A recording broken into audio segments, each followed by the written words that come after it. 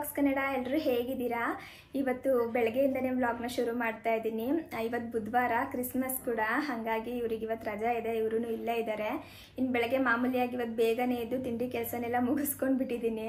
ನಾನು ಭಾನುವಾರನೇ ಡಿಸೈಡ್ ಮಾಡ್ಕೊಂಡ್ಬಿಟ್ಟೆ, ಏನಾದರೂ ರಜಾ ಇರೋ ಸಮಯದಲ್ಲೂ ಕೂಡ ಲೇಟಾಗಿ ಎದ್ದೊಳ್ಬಾರ್ದು, ಸ್ವಲ್ಪ ಬೇಗ ಎದ್ದು ಯೋಗನೋ ವಾಕಿಂಗೋ ಏನೋ ಒಂದು ಮಾಡಿಬಿಟ್ಟು ನಾರ್ಮಲಾಗಿ ತಿಂಡಿ ಮಾಡಿ ಶಾಪ್ಗೆ ಹೋಗೋ ಥರನೇ ಮಾಡ್ಕೊಳ್ಳೋಣ, ಸುಮ್ಮನೆ ಸೋಂಬೇರಿ ಆಗ್ತಾ ಇದ್ದೀನೇನೋ ನಾನು ಅಂತ ಅನ್ನಿಸ್ತು ನನಗೆ. ಹಾಗಾಗಿ ಬೇಗನೆ ಎದ್ಬಿಟ್ಟೆ. ಇನ್ನು ಇವತ್ತು ತಿಂಡಿಗೆ ಪುಟ್ಟು ಮಾಡಿದ್ದೀನಿ. ಅಪ್ಪುಗೆ ಹೆಂಗೆ ಅಂದರೆ ಕೆಲವೊಂದು ಅಡುಗೆಗಳು ತುಂಬ ಇಷ್ಟ ಆಗುತ್ತೆ. ಆ ಅಡುಗೆಗಳನ್ನ ಅವರು ತಿಂಗಳಲ್ಲಿ ಒಂದು 4-5 ಸಲನಾದ್ರೂ ಕೂಡ ಕೇಳಿ ಮಾಡಿಸ್ಕೊಂಡು ತಿಂತಾರೆ. ಅದರಲ್ಲಿ ಇವಾಗ ಪುಟ್ಟು ಕೂಡ ಸೇರ್ಕೊಂಡ್ಬಿಟ್ಟಿದೆ. ಪುಟ್ಟುಗಿಂತ ಅವ್ರಿಗೆ ಕಡಲೆಕಾಳು ಕರಿ ತುಂಬಾ ಫೇವ್ರೇಟ್ ಆಗೋಗ್ಬಿಟ್ಟಿದೆ. ಹಾಗಾಗಿ ಇವತ್ತು ಅದನ್ನೇ ಮಾಡಿದೆ. ಇನ್ನು ರೆಸಿಪಿನೆಲ್ಲ ನಾನು ವ್ಲಾಗಿಗೆ ಅಂತ ಶೂಟ್ ಮಾಡ್ಕೊಳ್ಳಿಲ್ಲ, ಶಾರ್ಟ್ಸ್ಗೆ ಅಂತೇಳಿ ಶೂಟ್ ಮಾಡ್ಕೊಂಡಿದ್ದೀನಿ. ಯಾಕಂದರೆ ಬ್ಲಾಗಲ್ಲಿ ನಾನು ಈಗಾಗಲೇ ಅಪ್ಲೋಡ್ ಮಾಡಿದ್ದೀನಿ. ಆ ವಿಡಿಯೋದು ಲಿಂಕ್ ಬೇಕಿದ್ರೆ ಹೇಳಿ, ನಾನು ಡಿಸ್ಕ್ರಿಪ್ಷನಲ್ಲಿ ಕೊಡ್ತೀನಿ, ಒಂದ್ಸಲ ಚೆಕ್ ಮಾಡಿ. ಇನ್ನು ಪುಟ್ಟುನ ಇವತ್ತು ಸ್ವಲ್ಪ ಬೇರೆ ಥರ ಮಾಡಿದ್ದೀನಿ. ಒಂದೇ ಥರ ಮಾಡಿಕೊಟ್ರೆ ಇವ್ರಿಗೂ ಬೇಜಾರಾಗುತ್ತೆ ಅಂತ. ಬನ್ನಿ ಅದು ಯಾವ ಥರ ಮಾಡಿದ್ದೀನಿ ಅಂತ ಹೇಳ್ಬಿಟ್ಟು ತೋರಿಸ್ತೀನಿ.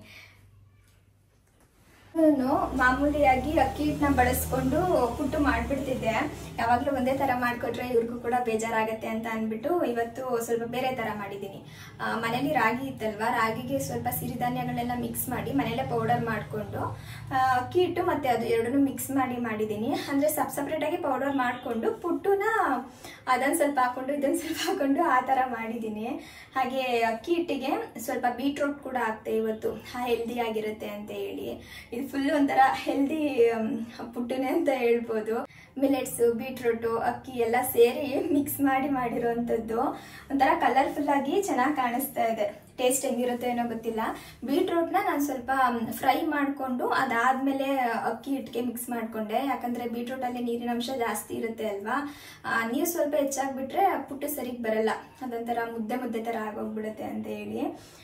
ಹೆಂಗಿದಪ್ಪ? ಚೆನ್ನಾಗೈತೆ ನೋಡೋಕ್ಕೆ. ಇದೇನಿದು ಏಷ್ಯನ್ ಪೇಂಟ್ ಬಾಕ್ಸ್ ಮುಚ್ಚಳ ತಾನೆ ಇದು? ಪ್ಲೇಟ್ ಇದೆ. ಡಿಮಾರ್ಟಲ್ಲಿ ತಗೊಂಡು ಬಂದಿದ್ದು.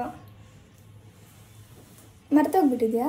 ನಾನು ಅದನ್ನ ನೋಡೇ ಇಲ್ಲ, ನಾನು ಏನೋ ಮುಚ್ಚಳ ಅನ್ಕೊಂಡಿದ್ದೀನಿ. ಅದು ಎಷ್ಟು ಕ್ಯೂಟ್ ಆಗಿದೆ ಅಂತ ಹೇಳ್ಬಿಟ್ಟು ನನಗೆ ಇಷ್ಟ ಆಯ್ತು ಅಂತ 2 ಪ್ಲೇಟ್ ತಗೊಂಡು ಬಂದೆ. ಇವತ್ತೇ ಓಪನ್ ಮಾಡಿರೋದು, ಅದಕ್ಕೆ ಹಂಗೆ ಹೇಳ್ತಿದ್ದಾರೆ ನೋಡಿ. ಇದ್ರ ಜೊತೆಗೆ ಕಡಲೆಕಾಳು ಸಾಂಬಾರು ಅಂತ ಹೇಳಿದ್ನಲ್ಲ, ಅದನ್ನು ರೆಡಿಯಾಗಿದೆ. ಕಡಲ ಕರಿ ಇದು, ಕಡಲೆಕಾಳು ಸಾರಲ್ಲ. ತಿನ್ನಕ್ಕೆ ಸಾರ್ ತರನೇ ಇರುತ್ತೆ, ಆದ್ರೆ ಹೆಸರು ಕಡಲ ಕರಿ. ನಾನ್ ಕಡಲಕರಿ ಅಂದ್ರೆ ಇವರು ಅದು ಕಡಲೆಕಾಳು ಸಾರು, ಕಡಲಕರಿ ಮಲಯಾಳಮಲ್ಲಿ ಇರೋದು ಅಂತಾರೆ. ನಾನು ಇವತ್ತು ಹಂಗೆ ಹೇಳಿದ್ರೆ ಹಿಂಗೆ ಹೇಳ್ತಾವ್ರು ನೋಡಿ. ಅಂದ್ರೆ ರೆಸಿಪಿ ಮಾಡಿದ್ಯಲ್ಲ ಅದನ್ನ ಹೇಳ್ತಾ ಇದ್ದೀನಿ. ಇನ್ನ ನನಗೆ ಇದೊಂದು ಚಿಕ್ಕದಾಗಿ ಮಾಡ್ಕೊಂಡೆ. ಬರೀ ಮಿಲೆಟ್ಸ್ ಮತ್ತೆ ರಾಗಿ ಹಿಟ್ಟು ಅಂತ ಹೇಳಿದ್ನಲ್ಲ, ಅದನ್ನ ಮಾತ್ರ ಬಳಸ್ಕೊಂಡು ಮಾಡಿರೋದು. ನಂಗೆ ಇಷ್ಟು ಸಾಕಾಗುತ್ತೆ ಮಧ್ಯಾಹ್ನಕ್ಕೆ, ಸುಮ್ಮನೆ ಅಷ್ಟು ದೊಡ್ಡದು ಮಾಡಿದ್ರೆ ವೇಸ್ಟ್ ಆಗ್ಬಿಡುತ್ತೆ ಅಂತ. ಇಲ್ಲಿ ಸ್ವಲ್ಪ ಸಾಲಡ್ ಮಾಡಿದ್ದೀನಿ. ಪನ್ನೀರ್ ಇತ್ತು ಮನೇಲಿ, ಅದನ್ನು ಕೂಡ ಕಟ್ ಮಾಡಿ ಹಾಕಿ ಮಾಡಿರೋದು. ಈ ಸ್ಯಾಲಡ್ ನಿನಗೆ ಇಷ್ಟ ಆಗುತ್ತೆ ಅಪ್ಪ? ನೋಡೋಣ, ಟೇಸ್ಟ್ ಮಾಡೋಣ. ಇವ್ರಿಗೆ ಡೈಲಿ ಸೌತೆಕಾಯಿ, ಕ್ಯಾರೆಟ್ ಎಲ್ಲ ಕೊಟ್ರೆ ಅಯ್ಯೋ ಡೈಲಿ ಇದನ್ನೇ ತಿನ್ಬೇಕಾ ಅಂತಾರೆ. ಅದಕ್ಕೆ ಅವಾಗ ಒಂಚೂರು ಎಲ್ಲಾನು ಮಿಕ್ಸ್ ಮಾಡಿ ಏನೋ ಒಂದು ಮಾಡ್ತೀನಿ. ಇನ್ನು ನನಗೆ ಸ್ವಲ್ಪ ಸ್ಮೂದಿ ಮಾಡ್ಕೊಳ್ಬೇಕು. ಫಸ್ಟ್ ಇವರಿಗೆ ತಿಂಡಿ ಹಾಕೊಟ್ಬಿಟ್ಟು ಅದಾದ್ಮೇಲೆ ಸ್ಮೂದಿ ಮಾಡ್ತೀನಿ. ಇನ್ನು ಒಂದು ರಾಶಿ ಪಾತ್ರೆ ಇದೆ. ಪುಟ್ಟನ್ನ ನೀವು ನೋಡ್ತಿರ್ಬೋದು ಎಷ್ಟು ಯಮ್ಮಿಯಾಗಿ ಕಾಣಿಸ್ತಾ ಇದೆ ಅಂತೇಳಿ. ನಿಜವಾಗ್ಲೂ ಅಷ್ಟೇ ರುಚಿಯಾಗಿ ಬಂದಿತ್ತು. ರೆಸಿಪಿನ ನಾನು ಶಾರ್ಟ್ಸಲ್ಲಿ ಶೇರ್ ಮಾಡಿರ್ತೀನಿ, ನೀವು ಒಂದ್ಸಲ ನೋಡ್ಕೊಂಡು ಮನೇಲಿ ಟ್ರೈ ಮಾಡಿ. ಇನ್ನು ಅವರು ತಿಂಡಿನೆಲ್ಲ ಮುಗಿಸ್ಕೊಂಡು ಪಾತ್ರೆ ತುಂಬ ಇದ್ವಲ್ಲ, ಅದನ್ನು ನಾನೇ ತೊಳ್ಕೊಟ್ಬಿಡ್ತೀನಿ ಅಂತೇಳಿ ತೊಳಿತಾ ಇದ್ದಾರೆ. ನಂದಿನ್ನೂ ಬ್ರೇಕ್ಫಾಸ್ಟ್ ಆಗಿರಲಿಲ್ಲ, ಸ್ಮೂದಿನ ಮಾಡ್ಕೊಳ್ಬೇಕಿತ್ತು. ನಾನು ಈ ಕಡೆ ಸ್ಮೂದಿ ಮಾಡ್ಕೊಳ್ತಾ ಇದ್ದೀನಿ, ಇನ್ನು ಅವ್ರು ಆ ಕಡೆ ಪಾತ್ರೆನೆಲ್ಲ ತೊಳ್ಕೊಳ್ತಾ ಇದ್ದಾರೆ. ಒಂದೊಂದು ಸಲ ಸ್ವಲ್ಪ ತಡ ಆಗಿಬಿಡುತ್ತೆ, ನಾನು ಇನ್ನೂ ಬ್ರೇಕ್ಫಾಸ್ಟ್ ನಾನು ತಯಾರು ಮಾಡ್ಕೊಂಡಿರಲ್ಲ. ಆ ಸಮಯದಲ್ಲಿ ಅವ್ರು ಸ್ವಲ್ಪ ಬೇಗ ತಿಂಡಿ ಮುಗಿಸ್ಕೊಂಡು ಮಿಕ್ಕಿದ ಕೆಲಸನೆಲ್ಲ ಅವ್ರು ಮಾಡಿಕೊಡ್ತಾರೆ. ಅಷ್ಟರಲ್ಲಿ ನಾನು ತಿಂಡಿನ ತಿನ್ಕೊಂಡು ಬಿಡ್ತೀನಿ. ಇನ್ನು ಈ ಸ್ಮೂದಿ ಮಾಡ್ಕೊಳ್ಳಿಕ್ಕೆ ನಾನು ಒಂದು 5 ಸ್ಟ್ರಾಬೆರಿ, ಒಂದು 3 ಸ್ಪೂನ್ ಆಗುವಷ್ಟು ಮಲ್ಬರಿನ ತೊಗೊಂಡಿದ್ದೀನಿ. ಇದನ್ನು ಒಂದು ಜಾರ್ಗೆ ಹಾಕ್ಕೊಂಡು ಅದಕ್ಕೆ 1-2 ಡೇಟ್ಸು, ಬಾದಾಮಿ ಮತ್ತು ಪಿಸ್ತಾ, ಅಂಜೂರ, ವಾಲ್ನಟ್ ಇದನ್ನು ಸೇರಿಸ್ತಿದ್ದೀನಿ. ಇದನ್ನೆಲ್ಲ ನಾನು ರಾತ್ರಿನೇ ನೀರಲ್ಲಿ ನೆನೆಸಿಟ್ಟಿದ್ದೆ, ಡೇಟ್ಸ್ ಮಾತ್ರ ನೆನೆಸಿಲ್ಲ. ಹಾಗೆ ಇದಕ್ಕೆ ಒಂದು ಅರ್ಧ ಬಾಳೆಹಣ್ಣು ಸೇರಿಸ್ಕೊಳ್ತಾ ಇದ್ದೀನಿ. ಫ್ಲೇವರ್ಗೆ ಅಂತ ಹೇಳ್ಬಿಟ್ಟು ಒಂದೇ ಒಂದು ಏಲಕ್ಕಿ ಕೂಡ ಹಾಕ್ಕೊಂಡಿದ್ದೀನಿ. ನನಗೆ ತುಂಬಾ ಇಷ್ಟ ಆಗುತ್ತೆ, ಹಾಗಾಗಿ ಸೇರಿಸ್ತೀನಿ. ಇವಾಗ 1 ಕಪ್ ಆಗುವಷ್ಟು ತೆಂಗಿನ ಹಾಲನ್ನ ಸೇರಿಸ್ಕೊಳ್ತಾ ಇದ್ದೀನಿ. ತೆಂಗಿನ ಹಾಲು ಬದಲು ನಾವು ಬಾದಾಮ್ ಹಾಲನ್ನು ಕೂಡ ಹಾಕೊಳ್ಬೋದು, ಎರಡೂ ಚೆನ್ನಾಗಿರುತ್ತೆ. ಹಾಗೆ ವೆಯ್ಟ್ ಲಾಸ್ ಮಾಡ್ತಿರೋರ್ಗಂತೂ ಈ ಸ್ಮೂದಿ ತುಂಬಾ ಇಷ್ಟ ಆಗುತ್ತೆ, ತುಂಬ ಹೆಲ್ದಿ ಕೂಡ. ಮಿಸ್ ಮಾಡದೆ ಒಂದ್ಸಲ ಟ್ರೈ ಮಾಡಿ ನೋಡಿ. ಇನ್ನು ಇದನ್ನು ಗ್ಲಾಸ್ಗೆ ಹಾಕ್ಬಿಟ್ಟು ಅದ್ರ ಮೇಲೆ ಸ್ವಲ್ಪ ಬಾಳೆಹಣ್ಣು ಹಾಗೆ ಸ್ಟ್ರಾಬೆರಿ, ಒಂದು ಸ್ವಲ್ಪ ಹನಿ ಕೂಡ ಸೇರಿಸಿದ್ದೀನಿ. ನನಗೆ ಸ್ಮೂದಿನ ಹಂಗೆ ಕುಡಿಯೋದಕ್ಕಿಂತ ಅದ್ರ ಜೊತೆಗೆ ಈ ಥರ ಹಣ್ಣುಗಳಿರ್ಬೋದು ಅಥವಾ ನಟ್ಸ್ ಇರ್ಬೋದು ಹಂಗೆ ಕಟ್ ಮಾಡಿಬಿಟ್ಟು ಹಾಕ್ಕೊಂಡು ತಿನ್ನಲಿಕ್ಕೆ ತುಂಬಾ ಇಷ್ಟ ಆಗುತ್ತೆ. ಒಂಥರ ಸಮಾಧಾನ ಆಗುತ್ತೆ, ನಮಗೂ ಹೊಟ್ಟೆ ಫುಲ್ ಆಯಿತು ಅನ್ನೋ ಥರ ಫೀಲ್ ಆಗುತ್ತೆ ನಾವು ಜಿಗ್ದು ತಿಂದರೆ. ಹಾಗೆ ಕುಡಿದ್ಬಿಟ್ರೆ ಸ್ವಲ್ಪ ಹೊತ್ತಾದಮೇಲೆ ಅಯ್ಯೋ ಮತ್ತೆ ಹಶ್ವಾಗುತ್ತೀನೋ ಅನ್ನೋ ಥರ ಫೀಲ್ ಆಗ್ತಿರುತ್ತೆ. ಈ ಥರ ಮಾಡಿಕೊಂಡ್ರೆ ಹಂಗಾಗಲ್ಲ. ಒಂದ್ಸಲ ಟ್ರೈ ಮಾಡಿ ನೋಡಿ. ನಾವು ಎಂಜಾಯ್ ಮಾಡಿಕೊಂಡು ಬ್ರೇಕ್ಫಾಸ್ಟ್ನ ಮುಗಿಸ್ಕೊಳ್ಬೋದು. ಇನ್ನು ನಾನು ಕೂಡ ಬ್ರೇಕ್ಫಾಸ್ಟ್ ಎಲ್ಲ ಮಾಡಿಕೊಂಡು ಶಾಪ್ಗೆ ಹೊರಟೆ. ಇವತ್ತು ರಜಾ ಅಲ್ವಾ, ಹಾಗಾಗಿ ಬಿಸ್ನೆಸ್ ಕೂಡ ಅಷ್ಟೊಂದೇನಿರಲ್ಲ, ಕಸ್ಟಮರ್ಸ್ ಸ್ವಲ್ಪ ಕಡಿಮೆನೇ ಇರ್ತಾರೆ. ಇನ್ನಿವ ಸ್ವಲ್ಪ ಶಾಪ್ ಕ್ಲೀನ್ ಮಾಡಬೇಕಿತ್ತು, ಆ ಕ್ಲೀನಿಂಗ್ ಕೆಲಸನೆಲ್ಲ ನಾನು ಮುಗಿಸ್ಕೊಂಡೆ. ಹಾಗೆ ಇತ್ತೀಚೆಗೆ ಏನಕ್ಕೋ ಗೊತ್ತಿಲ್ಲ ತುಂಬಾ ಸೊಳ್ಳೆ ಆಗಿಬಿಟ್ಟಿದೆ ಶಾಪಲ್ಲಿ. ಈ ಸೊಳ್ಳೆ ಬ್ಯಾಟ್ ಅಂತೂ ಪಕ್ಕದಲ್ಲೇ ಇರಬೇಕು. ನನಗೆ ಆಲೌಟ್ ಅಥವಾ ಗುಡ್ ನೈಟ್ ಏನಾದರೂ ಹಾಕ್ಬಿಟ್ರೆ ಸ್ವಲ್ಪ ಸರಿ ಹೋಗಲ್ಲ. ಹಾಗಾಗಿ ಯಾವಾಗಲೂ ಪಕ್ಕದಲ್ಲಿ ಸೊಳ್ಳೆ ಬ್ಯಾಟ್ ಇಟ್ಕೊಂಡೇ ಕುತ್ಕೊಳ್ಬೇಕಾಗುತ್ತೆ. ಸಂಜೆ ಟೈಮಲ್ಲಂತೂ ಇನ್ನೂ ಜಾಸ್ತಿ ಇರುತ್ತಂತೆ, ಅಪ್ಪು ಹೇಳ್ತಾ ಇರ್ತಾರೆ. ಇನ್ನು ಇವರು ಕೂಡ ಸ್ವಲ್ಪ ಹೊರಗಡೆ ಹೋಗಿದ್ರು, ಕೆಲವೊಂದಿಷ್ಟು ಥಿಂಗ್ಸ್ ಎಲ್ಲ ತೊಗೊಂಡು ಬರಬೇಕು ಅಂತ. ಅದನ್ನೆಲ್ಲ ತೊಗೊಂಡು ಬಂದರು. ಮಧ್ಯಾಹ್ನ ಹಾಗೆ ಹೋಯಿತು. ಇನ್ನು ಮನೆಗೆ ಹೋಗುವಾಗ ಸ್ವಲ್ಪ ಎಳ್ನೀರು ತೊಗೊಂಡು ಹೋಗೋಣ ಅಂತ ಅಂದ್ಬಿಟ್ಟು ಎಳ್ನೀರನ್ನು ಕೂಡ ತೊಗೊಂಡು ಬಂದು ಮನೇಲೇ ಕುಡಿತಿದ್ದೀನಿ. ಅಪ್ಪು ಅಲ್ಲೇ ಕುಡಿದ್ರು. ನನಗೆ ಅಲ್ಲಿ ಕುಡಿಯೋದಕ್ಕಿಂತ ಮನೇಲಿ ತೊಗೊಂಡು ಬಂದು ಕುಡಿಯೋದೇ ತುಂಬ ಇಷ್ಟ ಆಗುತ್ತೆ. ನಾನು ಬೆಳಗಿರೋ ನೀರು ಅಂತ ಎರಚಿಬಿಟ್ಟೆ. ನಾನು ಇದ್ರೊಳಗಡೆ ನಿಂಬೆಹಣ್ಣು ಜ್ಯೂಸ್ ಹಾಕಿಟ್ಟಿದ್ದೀನಿ, ಅದು ಇವ್ರ ಮುಂದೆನೇ ಹಾಕಿಟ್ಟಿದ್ದೀನಿ. ತೆಗ್ದು ಬಿಸಾಕಿದ್ರು. ಇಲ್ವಾ ನಿಂಬೆಹಣ್ಣು ಅಷ್ಟೇನಾ? ನಾನು ನಿಂಬೆಹಣ್ಣು ಅಷ್ಟೇ ಅನಿಸುತ್ತೆ. ಮನೇಲಿ ಇದ್ದಿದ್ದೆ ಒಂದು ಅರ್ಧ ನಿಂಬೆಹಣ್ಣು. ನನಗೆ ಎಳ್ನೀರಿಗೆ ನಿಂಬೆಹಣ್ಣು ಹಾಕೊಂಡು ಕುಡಿಲಿಕ್ಕೆ ತುಂಬ ಇಷ್ಟ. ಹಂಗಾಗಿ ಗ್ಲಾಸ್ಗೆ ಹಾಕಿಟ್ಟಿದ್ದೆ, ಅದನ್ನೇ ಚೆಲ್ಬಿಟ್ರಲ್ಲ, ಹಂಗಾಗಿ ನಗು ಬಂದುಬಿಡ್ತು. ಇನ್ನು ಎಳ್ನೀರನ್ನೆಲ್ಲ ಕುಡಿದ್ಬಿಟ್ಟು ಇವಾಗ ಸ್ವಲ್ಪ ಟಿ ವಿ ಯೂನಿಟ್ನೆಲ್ಲ ಫುಲ್ ಕ್ಲೀನ್ ಮಾಡ್ಕೊಂಬಿಡೋಣ ಅಂತೇಳಿ ಕ್ಲೀನ್ ಮಾಡ್ತಾಯಿದ್ದೀನಿ. ನಾವು ಮೊನ್ನೆ ಟಿ ವಿ ನೋಡ್ಕೊಂಡು ಬರೋಣ ಅಂತೇಳಿ ಹೋಗಿದ್ದು ಅಲ್ವಾ, ಅಲ್ಲೆಲ್ಲೂ ಕೂಡ ಇವರಿಗೆ ಸರಿ ಹೋಗಲಿಲ್ಲ. ಸ್ವಲ್ಪ ರೇಟ್ ಜಾಸ್ತಿ ಆಯಿತು, ಆಮೇಲೆ ನನಗೆ ಬೇಕಾಗಿರೋ ಟಿ ವಿ ಸಿಗ್ತಿಲ್ಲ, ಹಂಗೆ ಹಿಂಗೆ ಅಂದ್ಕೊಂಡು ಅಲ್ಲೆಲ್ಲೂ ಇವರು ತೊಗೊಳ್ಳಿಲ್ಲ. ಸ್ವಲ್ಪ ಡಿಸ್ಕೌಂಟ್ ಎಲ್ಲ ಮಾಡ್ತಾ ಇಲ್ಲ ಇವರು. ಕ್ರಿಸ್ಮಸ್ ಅಲ್ವಾ, ಹಂಗಾಗಿ ಸುಮಾರು ಆಫರ್ಸ್ ಇರುತ್ತೆ, ಆನ್ಲೈನಲ್ಲೇ ಚೆಕ್ ಮಾಡೋಣ ಅಂತೇಳಿ ವಾಪಸ್ ಬಂದಿದ್ರು ಅವತ್ತು. ಅದಾದಮೇಲೆ ಆನ್ಲೈನಲ್ಲಿ ಚೆಕ್ ಮಾಡಿ ಆರ್ಡರ್ ಮಾಡಿದ್ದಾರೆ. ಅದು ಇವತ್ತು ಡೆಲಿವರಿ ಆಗಿತ್ತು, ಬೆಳಗ್ಗೆನೇ ಬಂದಿತ್ತು. ಇವತ್ತು ಹೆಂಗಿದ್ರು ಕೂಡ ಇವ್ರು ಫ್ರೀ ಇದ್ರಲ್ಲ, ಹಾಗಾಗಿ ಮಾಡಿಬಿಡೋಣ ಅಂತ ಹೇಳ್ಬಿಟ್ಟು ಅವರೇ ಮಾಡ್ತಾ ಇದ್ದಾರೆ. ಸಾಮಾನ್ಯವಾಗಿ ಇದಕ್ಕೆಲ್ಲ ಹೊರಗಡೆಯಿಂದ ಯಾರನ್ನೂ ಕರೆಸಲ್ಲ, ಸ್ವಲ್ಪ ಟೈಮ್ ತೊಗೊಂಡು ಇವರೇ ಮಾಡ್ತಾರೆ. ಇನ್ನು ಹೆಂಗೋ ಮಾಡಿ ಕೊನೆಯದಾಗಿ ಟಿ ವಿ ಅಂತೂ ಫಿಕ್ಸ್ ಮಾಡಿದ್ದಾರೆ. ಮೊದಲು ನಮ್ಮದು ಹಳೆ ಟಿ ವಿ ಇತ್ತು, ಅದನ್ನು ನಾವು ಆನೇ ಮಾಡ್ತಿರ್ಲಿಲ್ಲ. ಸುಮ್ಮನೆ ಅದು ಆನ್ ಮಾಡ್ದೇನೆ ಹಾಳಾಗ್ಬಿಡ್ತು ಅನ್ಸುತ್ತೆ ಅಲ್ವಾ? ಅಟ್ಲೀಸ್ಟ್ ದಿನದಲ್ಲಿ ಒಂದ್ಸಲನಾದ್ರೂ ಆನ್ ಮಾಡ್ಬೇಕಲ್ವಾ? ನಾವು ಟಿ ವಿ ಸವಾಸಕ್ಕೆ ಹೋಗ್ತಿರ್ಲಿಲ್ಲ, ನಮ್ಮ ಕೆಲಸ ನಮ್ದು ಅದು ಇದು ಅದರಲ್ಲೇ ಮುಳುಗೋಗ್ಬಿಡ್ತಿದ್ದೋ. ಹಂಗಾಗಿ ಟಿ ವಿನ ತರಲಿಕ್ಕೆ ಹೋಗಿರ್ಲಿಲ್ಲ. ಇನ್ನು ಅದು ಹಾಳಾಯಿತು, ಮತ್ತೆ ಇನ್ನು ಹೊಸ ತೊಗೊಂಡು ಬಂದರೆ ಅದನ್ನು ಬಳಸೋಲ್ಲ, ಸುಮ್ಮನೆ ಅದು ಹಾಳಾಗೋಗ್ಬಿಡುತ್ತೆ ಅಂತ. ಇಲ್ಲ ಡೈಲಿ ನೀನು ಅಡುಗೆ ಎಲ್ಲ ಮಾಡ್ತಿರ್ತೀಯಲ್ವಾ, ಅವಾಗ ಫೋನಲ್ಲಿ ಸಾಂಗ್ ಹಾಕತ್ತೀಯಲ್ಲ, ಅದ್ರ ಬದಲು ನೀನು ಟಿ ವಿಲೇ ಹಾಕೋ, ಚೆನ್ನಾಗಿ ಕಾಣಲ್ಲ, ಒಂಥರ ಖಾಲಿ ಕಾಣಿಸುತ್ತೆ ಅಂತ ಹೇಳ್ಬಿಟ್ಟು ಟಿ ವಿ ತೊಗೊಂಡು ಬಂದಿರೋದು. ಹೆಂಗೋ ಒಟ್ಟಿನಲ್ಲಿ ಫಿಕ್ಸ್ ಮಾಡಿದ್ರು. ಅಯ್ಯೋ, ಇದನ್ನು ಫಿಕ್ಸ್ ಮಾಡೋಕೆ ಎಷ್ಟೊತ್ತು ಟೈಮ್ ತೊಗೊಂಡಿದ್ದಾರೆ ಗೊತ್ತಾ? ಇವತ್ತು 1.25 ಗಂಟೆ ಟೈಮ್ ತೊಗೊಂಡಿರೋದು. ಅದು ಗೋಡೆ ಆದರೆ ಒಡೆದು ಫಿಕ್ಸ್ ಮಾಡ್ಬೋದು ಅಮ್ಮ, ಇದು ವುಡ್ ಅಲ್ವಾ, ಅದಕ್ಕೆ ಹುಷಾರಾಗಿ ಮಾಡಬೇಕು. ಅದು ವುಡ್ ಏನಾದ್ರು ಸೀಲ್ ಬಿಟ್ಕೊಂಡ್ಬಿಡ್ತದೆ, ನೀಟಾಗೆ ಅದಕ್ಕೆ ಆಗೋವಂಥ ಸ್ಕ್ರೂ, ಓಪನ್ ಆಗದೆ ಇರೋವಂಥ ಸ್ಕ್ರೂ ಹಾಕಿ ಫಿಟ್ ಮಾಡಬೇಕು. ಆಮೇಲೆ ಇದೇನಪ್ಪ ಇಷ್ಟು ಗ್ಯಾಪು? ಅದು ಹಂಗೆ, ಅದು ನಾವು ಯಾವ ಕಡೆ ಬೇಕಾದ್ರೂ ತಿರ್ಸ್ಕೊಬೋದು, ಆ ಥರ ಅದು ಸ್ಟ್ಯಾಂಡ್. ಹೇಳಿ ಮುಂದಕ್ಕೆ, ಹೇಳಿ ಇನ್ನೂ ಹೇಳಿ, ಇನ್ನೂ ಗೊತ್ತದ ಹೇಳಿ. ಹಾಂ, ಈ ಕಡೆ ಬೇಕಂದ್ರೆ ಈ ಕಡೆ ತಿರ್ಸ್ಕೊಬೋದು, ಈಗ ಆ ಕಡೆ ಬೇಕಂದ್ರೆ ಆ ಕಡೆ ತಿರ್ಸ್ಕೊಬೋದು. ಇದನ್ನೇ ನಾವು ಹುಡುಕೊಂಡು ಹೋಗಿದ್ದು. ಏನಿದು ಈಗ ಹಿಂದಕ್ಕೆ ತಳ್ಳು ಒಳಿಕೆ, ಹಂಗೆ. ನಾನು ಇದೇನಪ್ಪ ಎಲ್ಲ ಟಿವಿನೂ ಗೋಡೆಗೆ ಅಂಟ್ಕೊಂಡಿರೋ ಥರ ಇದಿರುತ್ತೆ, ಇದೇನೋ ಮುಂದಕ್ಕೆ ಬಂದಿರೋ ಥರ ಇದೆ ಅಂದ್ಕೊಂಡೆ. ಹಿಂದೆ ಹಾಕ್ಬೋದಾ? ಹಿಂದಕ್ಕೆ ಅದು ನಟ್ಟಿರುತ್ತೆ, ಅದು ಟೈಟ್ ಮಾಡ್ಕೊಂಡು ಇವಾಗ ನೀನು ಕುತ್ಕೊಳ್ಳೋ ಜಾಗಕ್ಕೆ ಕರೆಕ್ಟಾಗೆ ಬೆಂಡ್ ಮಾಡಿದ್ದೀನಿ ಆ ಥರ. ಈಗ ನಾವು ಸೋಫಾ ಮೇಲೆ ಕುತ್ಕೊಂಡು ನೋಡ್ತೀವಾ, ಸೊ ಹಿಂಗೆ ಬೆಂಡ್ ಆಗಿದ್ರೆ ಕರೆಕ್ಟಾಗೆ ನಮಗೆ ತಲೆ ಹಿಂಗೆ ಜಾಸ್ತಿ ಎತ್ತೋ ಅಷ್ಟೇನಿರಲ್ಲ. ಇಲ್ಲ, ಕರೆಕ್ಟ್ ಆಗೈತೆ. ಏನೋ ಇದೆಲ್ಲ ನಂಗೆ ಅಷ್ಟು ಗೊತ್ತಾಗಲ್ಲ. ಒಟ್ನಲ್ಲಿ ಖಾಲಿ ಇರೋ ಜಾಗ ಫುಲ್ ಆಯ್ತಲ್ಲ, ಒಂಥರ ಖುಷಿ ಆಗ್ತಾ ಇದೆ. ಟಿವಿ ನೋಡೋದೇ ಕಡಿಮೆ, ಸಾಂಗ್ ಕೇಳಬೇಕು ಅಷ್ಟೇ. ಇವ್ರು ನೋಡ್ತಾರೆ, ಇವರು ಹೊಸ ಹೊಸ ಫಿಲ್ಮ್ ಏನಾದರೂ ಬಂದರೆ ನೋಡ್ತಿರ್ತಾರೆ. ಟೈಮ್ ಸಿಗಲ್ಲ, ಯಾವಾಗನ ರಜಾ ಇದ್ದಾಗ ನೋಡ್ಬೇಕಷ್ಟೆ. ಇವರು ಮೂವಿಲಿ ಜಾಸ್ತಿ ಇಂಟ್ರೆಸ್ಟ್, ನನ್ಗೆ ಅಷ್ಟೊಂದಿಲ್ಲ. ಒಂದು ಎರಡು ತುಂಬ ಇಷ್ಟಪಡೋ ಫಿಲ್ಮ್ನ ಮತ್ತೆ ಹಾಕೊಂಡು ನೋಡೋಂಥನು. ಟಿವಿ ಅದು ಬಂದು 39,000, ಡಿಸ್ಕೌಂಟ್ ಎಲ್ಲ ಹೋಗಿ ಒಂದು 36 ಸಾವಿರಕ್ಕೆ ಸಿಕ್ಕೈತಿ. 42 ಇಂಚಸ್ ಅಲ್ವಾ? 43 ಇಂಚಸ್ಸು 34,000 ರೂಪಾಯಿಗೆ ಸಿಕ್ಕಿದೆ. ಇನ್ನು ದೊಡ್ಡ ದೊಡ್ಡ ಟಿವಿಗಳು ಇರುತ್ತೆ ಅಲ್ವಾ ಮನೇಲಿ, 52ನ 53ನ ಎಷ್ಟೋ ಬರುತ್ತಲ್ಲ, 55, 60, 65 ಡಿಪೆಂಡ್. ನಮ್ದೇನು ಬಾಡಿಗೆ ಮನೆಗೆ ಏನಕ್ಕೆ ಅಷ್ಟು ದೊಡ್ಡದು ಮೊದ್ಲಿದ್ದು ಇದಕ್ಕಿಂತ ಚಿಕ್ಕದೇನೇನೆ, ಅದು ಚೆನ್ನಾಗಿತ್ತು. ನಾನು ಅಷ್ಟೇ ತಗೊಂಡ್ರೆ ಸಾಕು ಅಂತ ಹೇಳಿದ್ದೆ. ಇನ್ನೊಂದು ಬಾಡಿಗೆ ಮನೆ ಅಂತಲ್ಲ, ಡಿಸ್ಟೆನ್ಸ್ ಕಡಿಮೆ ಐತೆ. ನಮ್ಮ ಹಾಲು ಕಡಿಮೆ ಐತೆ, ಈ ಡಿಸ್ಟೆನ್ಸು ಹತ್ರ ಐತಲ್ಲ, ಇಲ್ಲಿಂದ ನಾವು ಕುತ್ಕೊಳ್ಳೋ ಜಾಗ ಹತ್ರ ಐತೆ. ಅದಕ್ಕೆ ಕನ್ವೀನಿಯೆಂಟು ಯಾವ ಸೈಜ್ ಆಗುತ್ತೆ ಆ ಸೈಜ್ ತಗೊಬೇಕು. ಅಲ್ಲಿನ್ನ ಚಿಕ್ಕದಲ್ವ ಇದ್ದಿನ ಮನೆ, ಸೊ ಹಂಗಾಗಿ ಚಿಕ್ಕದಿತ್ತು. ಈಗ ಈ ಡಿಸ್ಟೆನ್ಸ್ ಕರೆಕ್ಟಾಗಿ 43 ಇಂಚ್ ಸಾಕಾಯ್ತದೆ. ಈ ಟಿವಿ ಎಲ್ಲ ಹೆಂಗ್ ಗೊತ್ತಾ, ಒಂದ್ಸಲ ಏನಾದ್ರೂ ರಿಪೇರ್ ಆಗ್ಬಿಟ್ರೆ ಮುಗೀತದ್ರ ಕತೆ, ತಾಂಡೋಗಿ ಬಿಸಾಕ್ಬೇಕು. ಈಗ ಹಳೆ ಟಿವಿ ನಾವು ಬಿಸಾಕ್ಬೇಕು, ಯಾವ್ದಾದ್ರು ಒಳ್ಳೆ ಕಂಪ್ನಿ ಏನಾದ್ರು ತಗೊಂಡ್ರೆ ರಿಪೇರ್ ಮಾಡ್ಕೊಡ್ತಾರೇನೋ ಅಲ್ಲ? ರಿಪೇರಿ ಎಕ್ಸ್ಚೇಂಜ್ ಮಾಡ್ಕೊಡ್ತಾರೆ.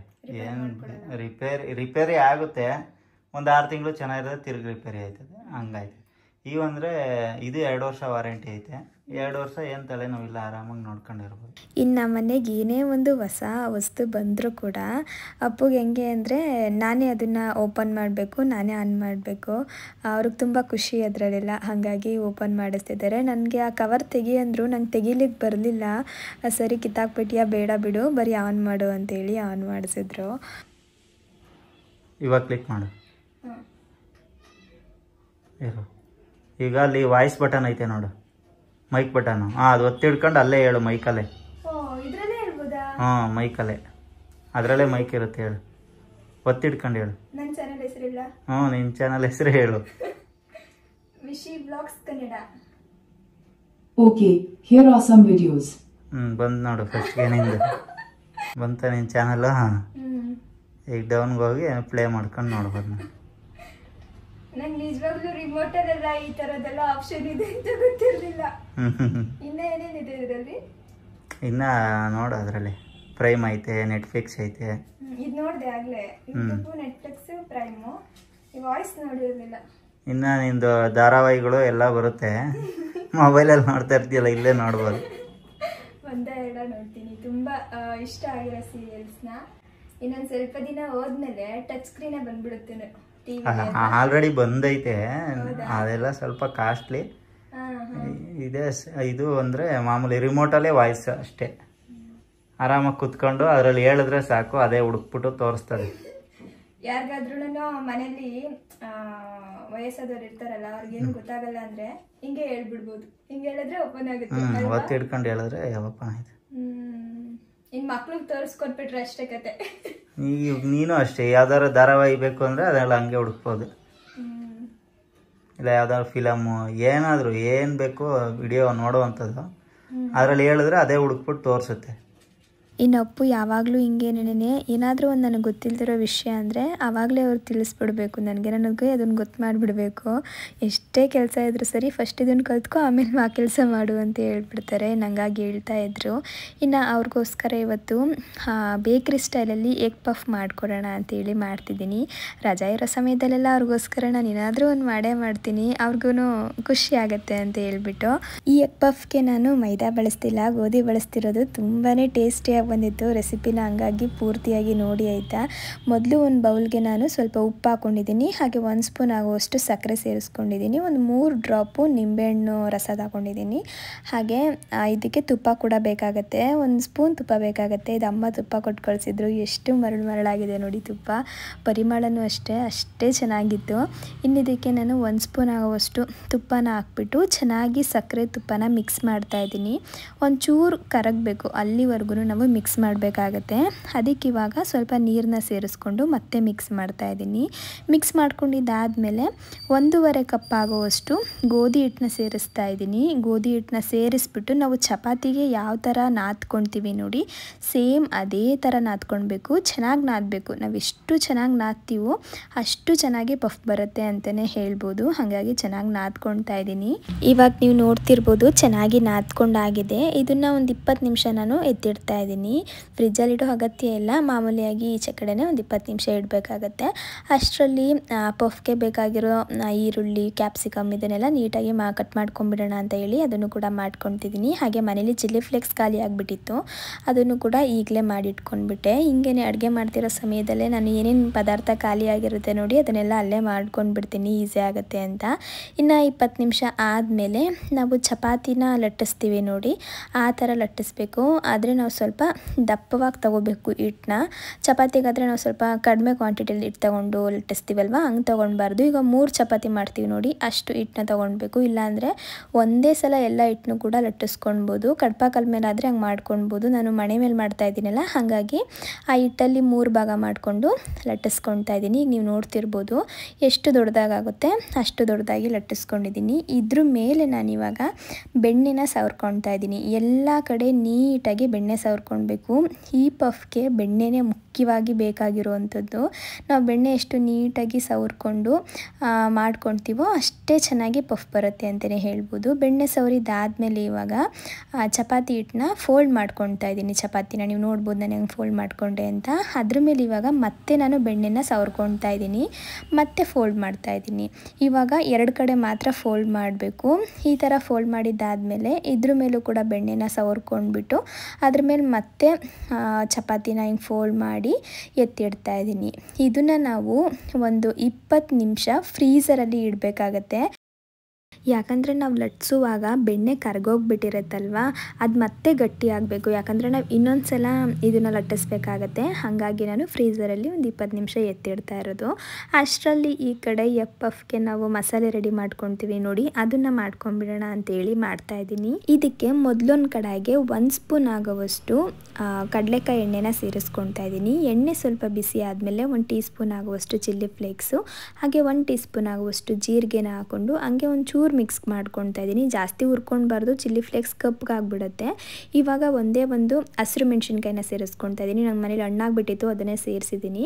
ಹಾಗೆ ಒಂದು 5 ರಿಂದ 6 ಬೆಳ್ಳುಳ್ಳಿ, ಒಂದು 1/4 ಇಂಚಿನಷ್ಟು ಶುಂಠಿ, ಎರಡನ್ನೂ ಕೂಡ ಸಣ್ಣದಾಗಿ ಕಟ್ ಮಾಡಿ ಸೇರಿಸ್ಕೊಂಡು ಚೂರು ಹುರ್ಕೊಳ್ತಾ ಇದ್ದೀನಿ. ಅದಾದಮೇಲೆ 1.5 ಕಪ್ ಆಗೋವಷ್ಟು ಈರುಳ್ಳಿನ ಸೇರಿಸ್ತಾ ಇದ್ದೀನಿ. ಒಂದು 5 ಈರುಳ್ಳಿನ ತೊಗೊಂಡಿದ್ದೀನಿ, ಹಾಗಾಗಿ 1.5 ಕಪ್ ಆಗಿದೆ ಅದು. ಈರುಳ್ಳಿ ಹಾಕಿದ್ಮೇಲೆ ಸ್ವಲ್ಪ ಚೆನ್ನಾಗಿ ಹುರ್ಕೊಳ್ಬೇಕು. ಮೀಡಿಯಮ್ ಫ್ಲೇಮಲ್ಲೇ ಒಂದು 6 ರಿಂದ 8 ನಿಮಿಷ ನಾವು ಚೆನ್ನಾಗಿ ಹುರ್ಕೊಳ್ಬೇಕಾಗತ್ತೆ. ಅದಾದಮೇಲೆ ಇದಕ್ಕೆ ನಾನು 1 ಕಪ್ ಆಗುವಷ್ಟು ಕ್ಯಾಪ್ಸಿಕಮ್ನ ಸೇರಿಸ್ಕೊಳ್ತಾ ಇದ್ದೀನಿ. ಮನೇಲಿ ಗ್ರೀನ್ ಕಲರ್ ಕ್ಯಾಪ್ಸಿಕಮ್ ಮಾತ್ರ ಇತ್ತು, ಹಾಗಾಗಿ ಅದನ್ನು ಮಾತ್ರ ಸೇರಿಸಿದ್ದೀನಿ. ನಿಮ್ಮ ಮನೇಲಿ ಏನಾದರೂ ಯೆಲ್ಲೋ ಮತ್ತು ರೆಡ್ ಇತ್ತು ಅಂದರೆ ಅದನ್ನು ಕೂಡ ಹಾಕೊಳ್ಳಿ, ಚೆನ್ನಾಗಿರುತ್ತೆ. ಇನ್ನು ಕ್ಯಾಪ್ಸಿಕಮ್ ಹಾಕಿದ್ಮೇಲೆ ಜಾಸ್ತಿ ಹೊತ್ತು ಹುರಿಯೋ ಅಗತ್ಯ ಇಲ್ಲ, ಒಂದು 2 ನಿಮಿಷ ಹುರ್ಕೊಂಡ್ರೆ ಆಯಿತು.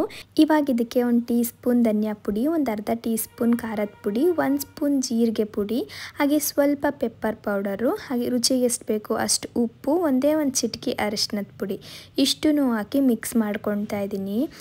ಖಾರದ ಪುಡಿನ ಸ್ವಲ್ಪ ನೋಡಿಕೊಂಡು ಹಾಕ್ಕೊಳ್ಬೇಕು. ಯಾಕಂದರೆ ನಾವು ಚಿಲ್ಲಿ ಫ್ಲೇಕ್ಸ್ನು ಕೂಡ ಸೇರಿಸಿದ್ದೀವಿ ಅಲ್ವಾ, ಜಾಸ್ತಿ ಖಾರ ಆಗೋಗ್ಬಿಟ್ರೆ ಮನೇಲಿ ಮಕ್ಳಿಗೇನಾದರೂ ಕೊಟ್ಟರೆ ತಿನ್ನಲ್ಲ ಅವರು. ಹಾಗಾಗಿ ಸ್ವಲ್ಪ ಕಡಿಮೆನೇ ಹಾಕ್ಕೊಳ್ಳಿ. ಅಕಸ್ಮಾತ್ ತೀರಾ ಖಾರ ಕಡಿಮೆ ಆಯಿತು ಅಂದರೆ ಒಂಚೂರು ನಾವು ರುಚಿ ನೋಡಿಬಿಟ್ಟು ಹಾಕ್ಕೊಳ್ಬೋದು.